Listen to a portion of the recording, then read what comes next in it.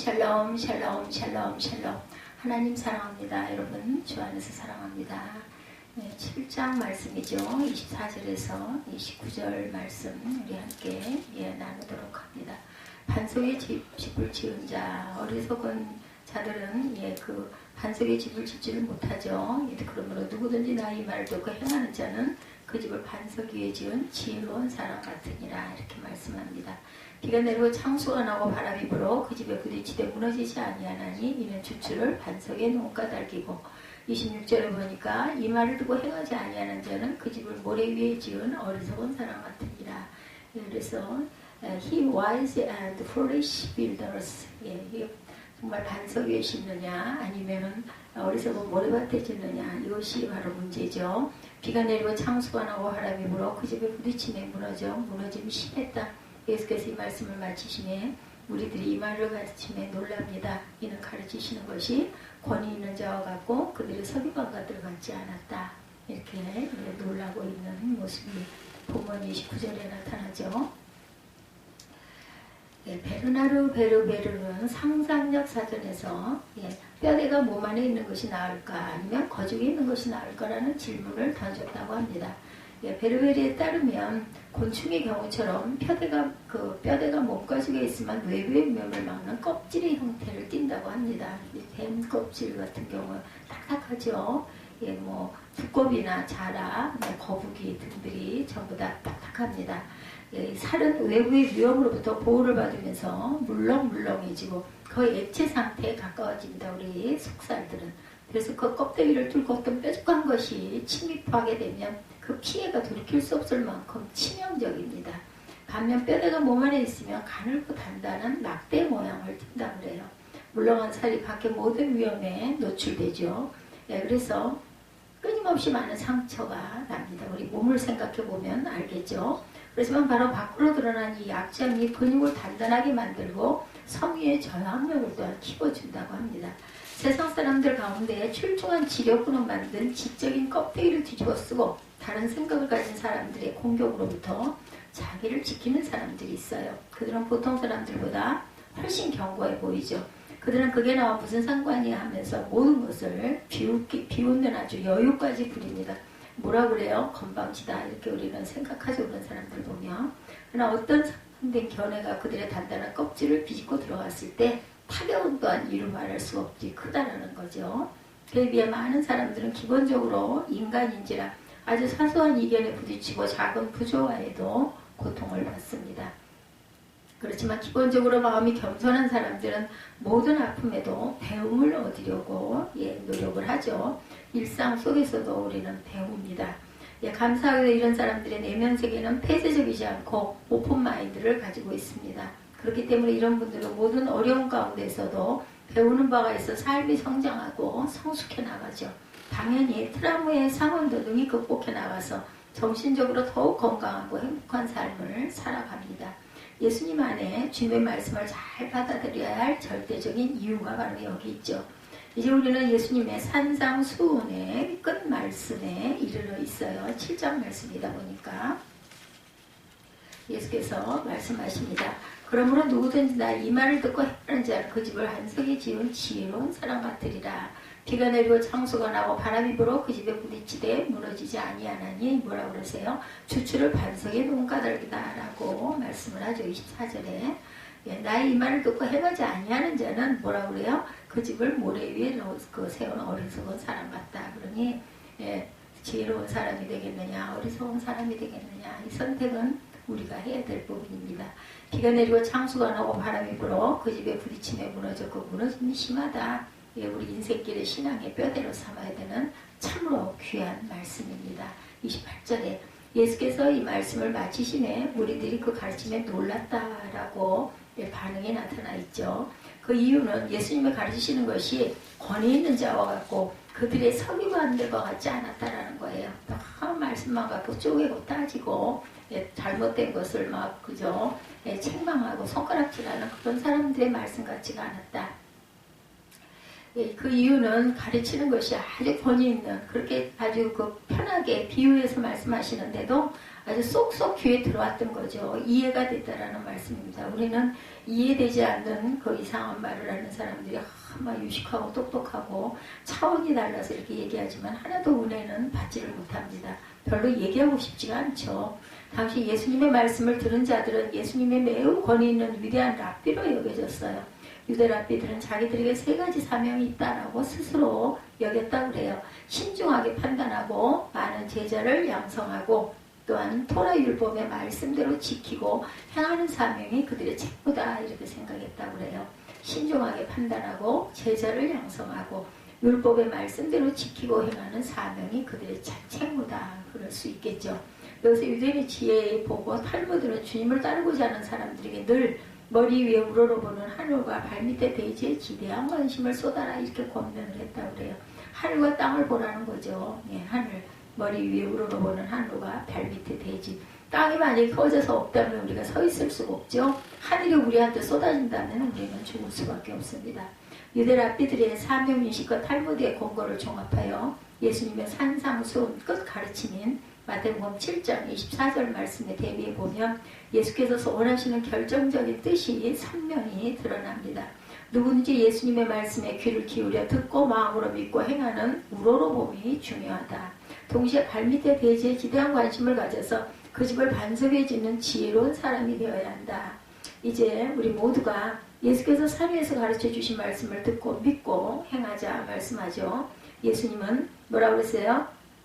5장 3절에 보면은 산상수훈이죠. 심령이 가난한 자는 복이 있나니 천국이 그들의 것이다. 예수님은 또한 4절에 애통하는 자는 복이 있나니 그들이 위로를 받을 것이다. 또한 5절에 온유한 자는 복이 있나니 그들이 땅을 기업으로 받을 것이다. 6절은 뭐라고 말씀하세요? 의에 줄이고 목마른 자는 복이 있나니 그들이 배부를 것이다. 7절에는 긍휼히 여기는 자는 복이 있나니 그들이 긍휼히 여김을 받을 것이다. 마음이 청결한 자는 복이 있다라고 말씀하죠. 5장 8절에 그들이 하나님을 볼 것이다. 마음이 맑고 깨끗해야 하나님을 볼 수 있어요. 우리가 마음에 혼탁한 찌꺼기들이 많이 끼어 있으면은 볼 수 있는 걸 제대로 못 보죠. 때가 끼어 있기 때문에. 예수님은 또한 9절에서 화평하게 하는 자는 복이 있나니 하나님의 아들이라 일컬음을 받을 것이다. 이렇게 말씀을 하고 있어요. 그래서 우리는 마음이 청결해야 하나님을 볼 수 있다는 거. 그렇기 때문에 우리가 먼저 회개해야 된다는 거죠. 또한 10절에 뭐라고 말씀하세요? 의를 위하여 박해를 받는 자는 복이 있나니 천국이 그들의 것이다. 그러니까 우리가 박해를 받으면 하나님 나라에 내가 가까이 가고 있구나 라는 생각을 해야 된다는 거죠. 내가 잘못한 것으로 인해서 박해를 받는 건 아무 소용이 없어요. 내가 잘못된 부분이 없는데도 세상 사람들에게 박해를 받을 때 내가 천국에 임하겠구나라는 그러한 기쁨을 거꾸로 가지시기 바랍니다.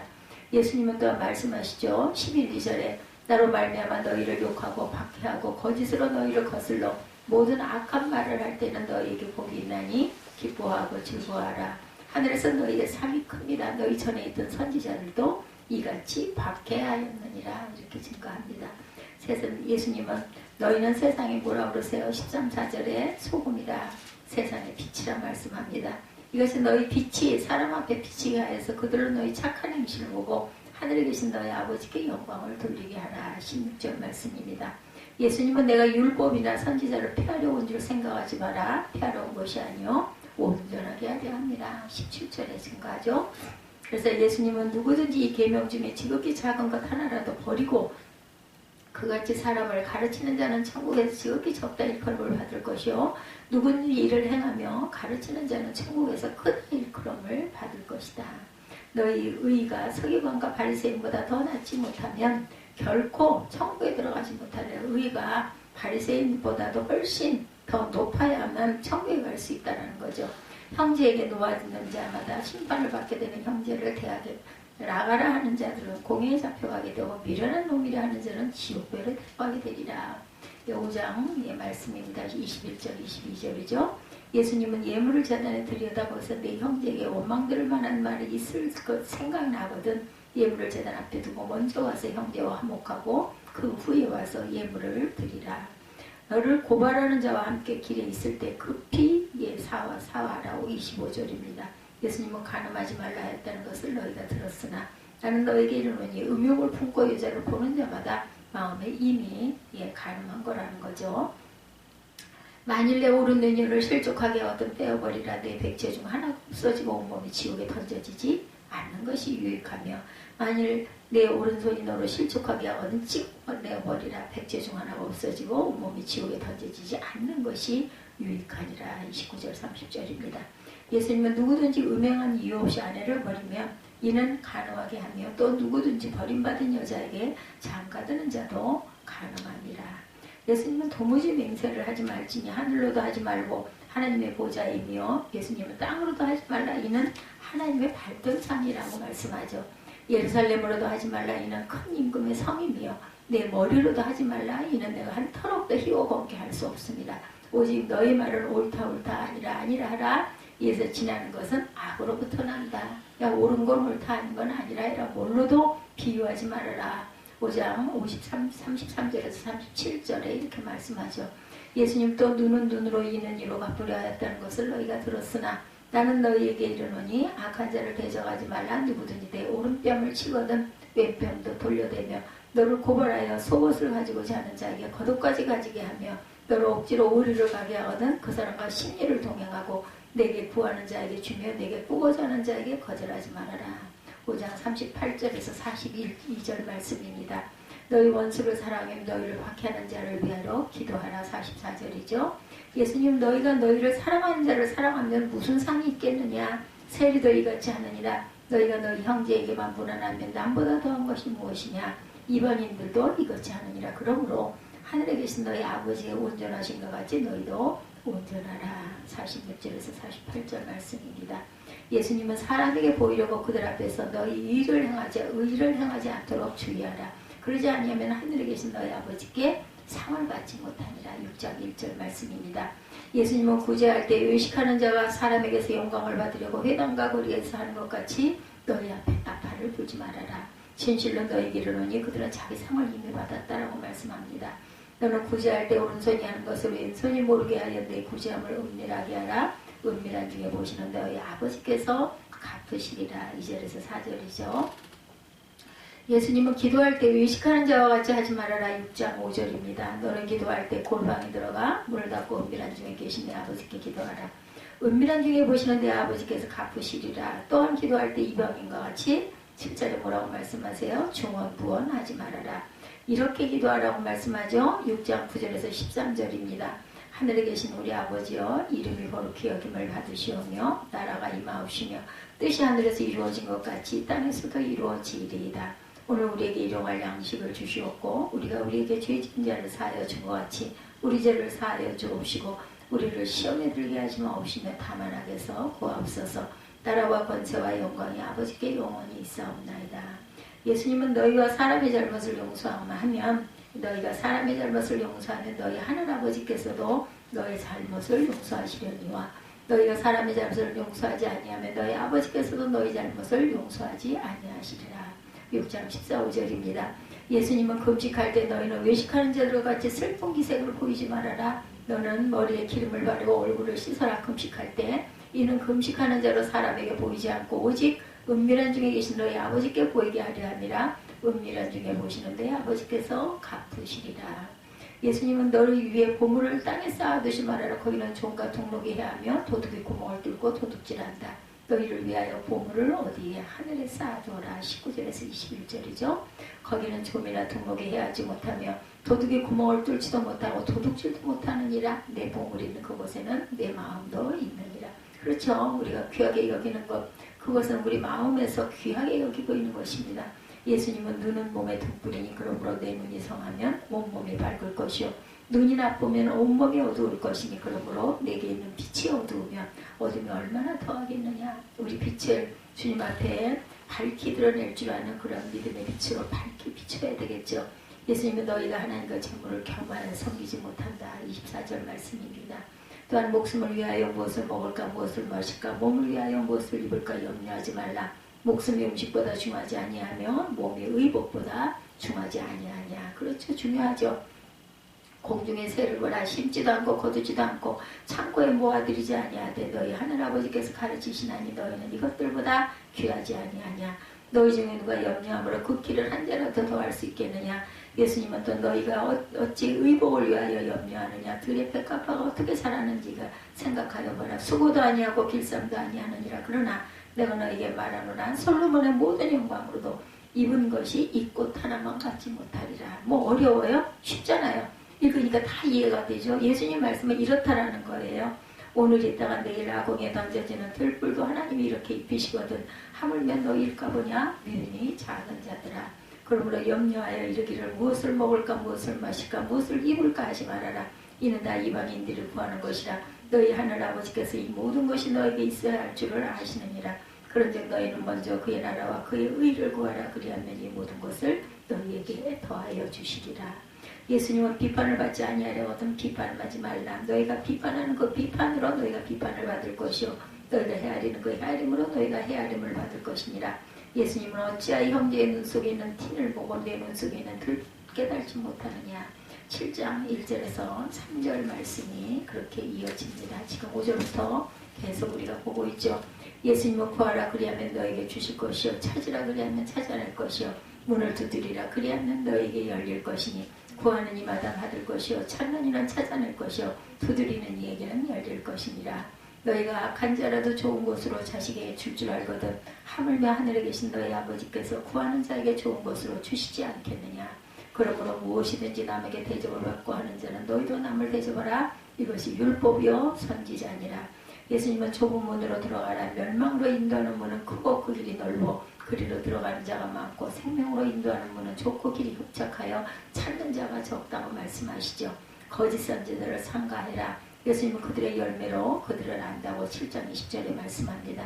나더러 주여 주여 하는 자마다 다 천국에 들어갈 것이 아니요 다만 하늘에 계신 내 아버지의 뜻대로 행하는 자라야 들어가리라. 21절 말씀입니다. 그러므로 누구든지 나 이 말을 듣고 행하는 자는 그 집을 반석 위에 지은 지혜로운 사람 같으니 비가 내리고 창수가 나고 바람이 불어 그 집에 부딪히되 무너지지 아니하나니 이는 주추를 반석 위에 놓은 까닭이요 나의 이 말을 듣고 행하지 아니하는 자는 그 집을 모래 위에 지은 어리석은 사람 같으니 비가 내리고 창수가 나고 바람이 불어서 그 집에 부딪히매 무너져 그 무너짐이 심하니라. 참으로 귀한 말씀이죠. 예수님의 가르침은 이렇게 거칠 것이 없습니다. 걸리지 않죠. 우리들은 지금 무너집을 집을 짓고 있는가 어리석은 건축자는 아닐까? 아니면 무너지지 않은 집을 짓고 있는 지혜로운 건축자인가? 예수님의 이 말씀으로 영혼에 뼈들어 삼고 가시기 바랍니다. 주님의 말씀을 깊이 듣고 짙게 행하는 지혜로운 건축자가 되고 이것으로 끝이 아니라 우리 일생 다가도록 이 말씀을 가까이 하며 읽고 또 읽고 묵상하고 묵상하고 지키고 지켜 행하며 무너지지 않은 영원한 천국을 소유하고 하나님의 자녀로서 한없는 기쁨을 향유하고 넘치는 주님의 은혜를 찬양하는 지혜로운 건축자가 되시기를 주님의 이름으로 축복합니다. 천국의 건축자이신 예수님은 우리를 오늘도 지금도 이 순간도 사랑하심을 잊지 않고 자긍심을 가지고 어깨를 활짝 펴고 또한 자존을 가지고 쉽게 앞으로 전진해 나가시는 저와 여러분들이 되시기를 주님의 이름으로 축복합니다. 우리 찬양 아까 다 하고 끝냈죠. 찬양하시고 그리고 기도하시고